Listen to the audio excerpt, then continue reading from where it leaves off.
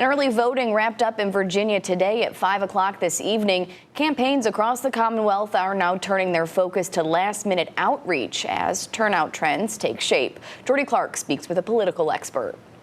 Early voting is now over in Virginia, and more people have already cast their ballots than this time 4 years ago. One of the things we're seeing is higher early voting than we saw in 2021. Consistently, day by day, the trends are more early vote than we saw in 2021. Dr. Jesse Richmond says that the increase has been fueled largely by early in-person voting, part of a shift toward what he calls a month-long election day. We started voting in September. We're going to finish in November. Almost done at this point in terms of days, but not almost done yet in terms of total votes counted. But for many Virginians, casting a ballot on Election Day is still a tradition. There's some people who just like voting on Election Day. That's their habit. That's what they've done before. They want to see the full play of the campaign before they cast their vote. Campaigns are now zeroing in on those last undecided voters, especially in competitive districts. For example, we see the Spanberger campaign having Barack Obama come down to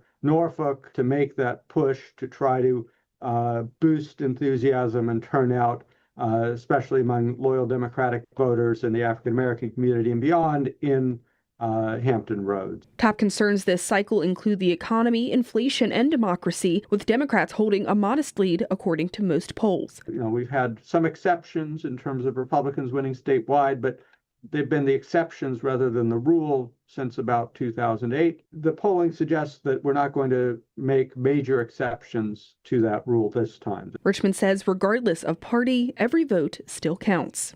Voting's important. It's fun. It's a time when we as citizens get to exercise sovereignty, get to choose who's going to be governing us. Election Day in Virginia is Tuesday, November 4th. For 13 News Now, I'm Jordy Clark.